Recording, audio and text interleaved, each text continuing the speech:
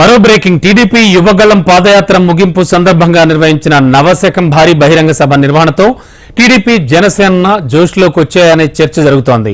ఉత్తరాంధ్ర వేదికగా రెండు పార్టీలు ఎన్నికల శంఖారావాన్ని పూరించాయి. ఎన్నికలకు తాము సిద్ధంగా ఉన్నామని ప్రకటన చేసి కార్యకర్తల్లో నయా జోష్ను తీసుకొచ్చాయి.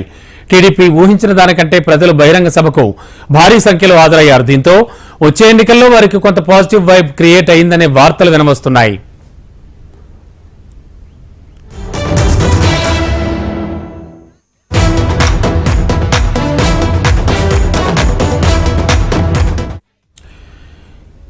ఎన్నికలకు సమయం దగ్గర పడుతున్న నేపథ్యంలో ఎలాగైనా టీడీపీ జనసేన ప్రభుత్వాన్ని ఏర్పాటు చేసేందుకు ఇరు పార్టీలు అడుగులు వేస్తున్నాయి. ఇక రాబోయే ఎన్నికలను ఎదుర్కొనేందుకు తాము బలంగానే ఉన్నట్లు బహిరంగ సభ ద్వారా ఇరు పార్టీలు సంకేతాలిచ్చాయి. దీనికోసం ఉన్న అవకాశాలపై టీడీపీతో కలిసి జనసేన ఇప్పటికే ఫోకస్ పెట్టింది.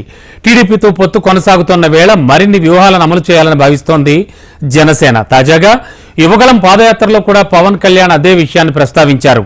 టీడీపీ జనసేన పొత్తు అనివార్యం, ఆవశ్యకం అన్నారు. వైసీపీ వ్యతిరేక ఓటు చీలకూడదన్న తన ఆలోచన సరైందన్నారు.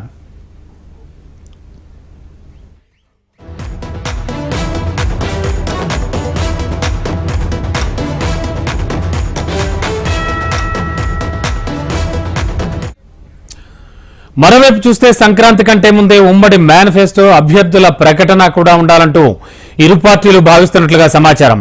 అభ్యర్థుల ఎంపికపైన ఇరు పార్టీలు కసరత్తు షురూ చేసినట్లు టాక్.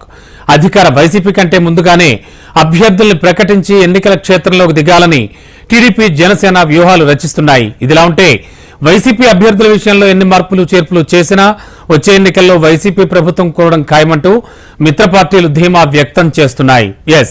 ఏపీలో ఏం జరగబోతోంది టీడీపీ అండ్ జనసేన మధ్య అండ్ యువగళం ఫైనల్ మీటింగ్ కి సంబంధించి కూడా మరింత అదనపు సమాచారం అందించడానికి మా కరెస్పాండెంట్ కాంతి సిద్ధంగా ఉన్నారు. కాంతి, ఏం జరుగుతోంది? అండ్ అభ్యర్థుల ప్రకటన అనేది చాలా కీలక అంశం ఏ పార్టీకైనా సరే. మరి ఈ నేపథ్యంలో రెండు పార్టీలు ఏం చేయబోతున్నాయి? మరోవైపు వైసీపీ కూడా చాలా వేగంగానే పావులు కదుపుతోంది, అభ్యర్థుల ప్రకటన చేస్తానంటోంది. రమణబాబు, ఏదైతే 2024 ఎన్నికల కోసం ప్రభుత్వం తరపునటువంటి అంటే వైసీపీ తరపు నుంచి ఉన్నటువంటి అభ్యర్థుల మార్పులు చేర్పులు చేస్తుంటే ప్రతిపక్ష పార్టీలైనటువంటి జనసేన టీడీపీ ప్రస్తుతం జోష్లో ఉన్నాయని చెప్పుకోవాలి. యువగళం ముగింపు సభలో ఏదైతే సక్సెస్ఫుల్గా సభను పూర్తి చేసుకున్నామనే జోష్లో టీడీపీ జనసేన కార్యకర్తలు ఉన్నారు. ఈ నేపథ్యంలో ఆ సభకు సంబంధించి కొత్త జోష్ తీసుకొచ్చింది టీడీపీ జనసేన నాయకులు అని చెప్పుకోవాలి. అయితే ఏదైతే అభ్యర్థులకి సంబంధించిన ప్రకటనలు ఏవైతే ఉన్నాయో దానికి సంబంధించి పొత్తులలో భాగంగా ఎవరికి ఎన్ని సీట్లు కేటాయించాలి అనే దానికి సంబంధించి ఇప్పటికే చర్చలు పలుమార్లు జరిగాయి. ఆ చర్చలలో క్లారిటీ వచ్చినట్లుగా కూడా తెలుస్తా ఉంది. జనసేనకు 28 సీట్లు ఇచ్చే అవకాశం ఉన్నట్లుగా కూడా తెలుస్తా ఉంది. 2 ఎంపీ సీట్లు ఇచ్చే అవకాశం ఉన్నట్లుగా తెలుస్తా ఉంది. అయితే పార్టీలకి సంబంధించినంత వరకు ఎవరిని ఎక్కడ నిలబెడితే గనక వారు ఖచ్చితంగా రాష్ట్రంలో వైసీపీ పాలన గద్దెదించడమే లక్ష్యంగా పనిచేస్తున్నామని చెప్పి ఇరు పార్టీలు చెబుతున్న నేపథ్యంలో ఈసారి ఖచ్చితంగా గట్టి పోటీ ఇస్తాము అని కూడా ధీమాను వ్యక్తం చేస్తున్నాయి. అయితే ఈ యువగళం సభ ఏదైతే ఉందో సభకి సంబంధించి సక్సెస్ఫుల్గా కంప్లీట్ చేయడం జరిగింది. వచ్చిన క్యాడర్ అంతా కూడా ఫుల్ జోష్లో ఉన్నారు అని చెప్పి నాయకులు మాట్లాడుకుంటూ ఉన్నారు. అయితే 2024 ఎన్నికలకు సంబంధించి మేనిఫెస్టోతో పాటుగా అభ్యర్థుల ప్రకటన కూడా సంక్రాంతికి చేస్తాము అని చెప్పి ఇప్పటికే అన్ని పార్టీలు ప్రకటిస్తున్న నేపథ్యంలో సంక్రాంతి కంటే ముందే ఈ అభ్యర్థుల ప్రకటన ఉండే అవకాశం కూడా కనిపిస్తూ ఉంది. అయితే ఏదైతే వైసీపీ ఇప్పటికే పలు చోట్ల అభ్యర్థులను మార్పులు చేయడము అలాగే ఇన్ఛార్జీలను మార్పులు చేసినా ఎన్ని మార్పులు చేసినా కూడా ఖచ్చితంగా వైసీపీ ఈసారి గెలిచి తీరడం అనేది అసాధ్యంగా కూడా ప్రతిపక్ష నాయకులు చెప్తూ ఉన్నారు. మొత్తంగా మిత్రపక్షంగా ఉన్నటువంటి టీడీపీ జనసేన బీజేపీతో కలిసి వెళ్లేందుకు మేము సిద్ధంగా ఉన్నాము, ఖచ్చితంగా బీజేపీ మాతో కలిసి వస్తుందనే ఆశాభావాన్ని నేను వ్యక్తం చేస్తున్నాను అంటూ కూడా పవన్ కళ్యాణ్ చెప్పడం జరిగింది. ఈ నేపథ్యంలో ప్రతిపక్షాలు అన్నీ కూడా తమ వ్యూహాలను రచించుకుంటూ ముందుకు వెళ్తున్నాయి. వచ్చే ఎన్నికల్లో ఖచ్చితంగా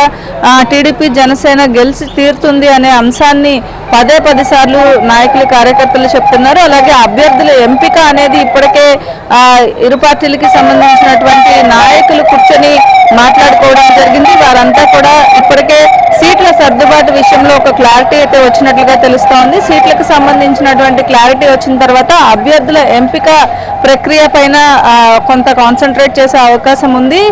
మరొక వైపు ఈ రోజు నుంచి అంటే చంద్రబాబు నాయుడు అరెస్ట్ అయ్యి బయటకు వచ్చిన తర్వాత అనేక తిరుపతి వెంకన్న దర్శనం తర్వాత అన్ని ఆలయాల దర్శనం జరుగుతోంది. నిన్న గుణదల మేరీమాతను కూడా దర్శనం చేసుకున్నారు. అలాగే ఈ రోజు నుంచి 3 రోజుల పాటు తన నివాసంలో యాగాలను కూడా ఏర్పాటు చేయడం జరిగింది. ఈ 3 రోజుల తర్వాత అభ్యర్థుల ఎంపిక, అలాగే అభ్యర్థులకు ఎక్కడెక్కడ ఇవ్వాలి, అలాగే కార్యకర్తల్లో కొంత ఏదైతే నెగిటివ్ ఫీలింగ్స్ ఉన్నాయో వారందరినీ కూడా కూర్చోపెట్టి సర్ది చెప్పే అవకాశం కూడా కనిపిస్తుంది. ఆల్రెడీ ఇప్పటికే చంద్రబాబు కాకుండా కూడా మిగిలిన కార్యకర్తలని, నాయకుల్ని, ముఖ్య నాయకులంతా కూడా సర్ది చెప్పి అడ్జస్ట్మెంట్స్ చేసేశారు.